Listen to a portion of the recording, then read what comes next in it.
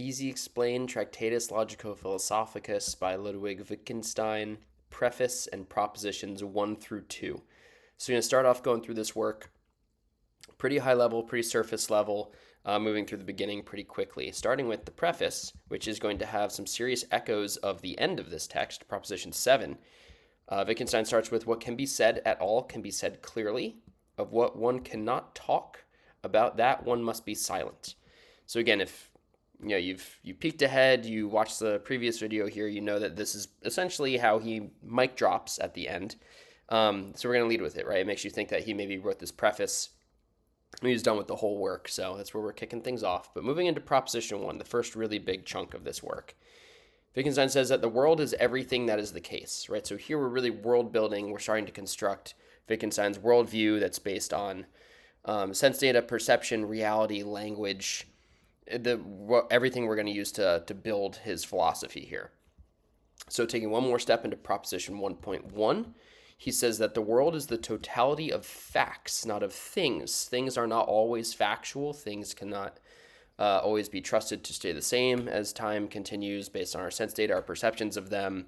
We're looking for facts, right? We're looking for things that are factual. That is what the world is going to be. So moving to Proposition 1.2, he says that the world divides into facts. This is how we organize this world. This is how we build it. This is how we structure it, right? Everything has to be factual. So moving into Proposition 2, we're going to start looking at what Wittgenstein means. What makes something factual? What is a fact? So he goes back to the beginning where he says, what is the case? Remember, the world is everything that is the case. That is a fact. And this is the obtaining of states of things, right? So we're going to look at how things change over time. We can take snapshots here. Those become facts, right? As we move through time, those work into being the case of things, the world. So moving to a deep level here, 2.063 proposition. It's a pretty nitty gritty one, but I think it does well to sum things up here for Proposition 2. Wittgenstein says that the totality of reality is the world. So everything that we can deem is factual, that's real, we're going to put all of that together. That is the case, that is the world. So that's what we're working with here. I thought that was a good one, even though it is in the weeds a bit. I think it's important to point that one out. So we're into Proposition 2.1. I'm going to take another step here.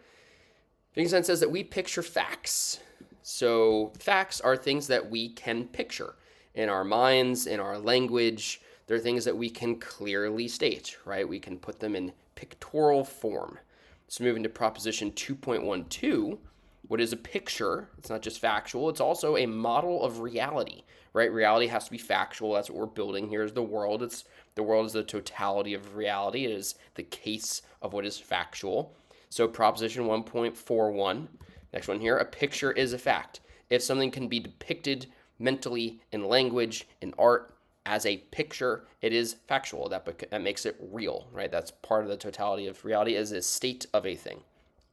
So moving on to Proposition 2.19, a logical picture can depict the world, right? We're going to start to pull in some of our philosophical tools. If something is sound and valid, it tracks, it follows, it can connect in to the bigger picture.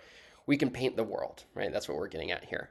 So moving to Proposition 2.2, a picture has the logical form of depiction in common with what is depicted.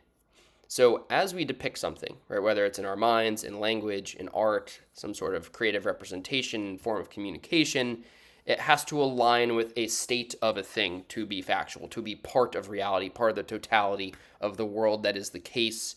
It has to align, right? I can't show you a picture of a dog and say it's a cat if it doesn't align to the cat, right? And finally here, last proposition for now, 2.21, to wrap up Proposition 2 for our purposes, Wittgenstein says a picture agrees with reality or not. Back to that point. It is correct or incorrect, true or false. No middle ground here. If something is going to be of factual reality, it has to be correct or it's not correct, right? It's going to align with reality or it does not. So for now, that's going through the preface. Proposition 1, Proposition 2, at least what I think is a pretty good surface level collection of propositions to grapple with and give you a good picture of what Wittgenstein's getting at now. So for now, hope that helps.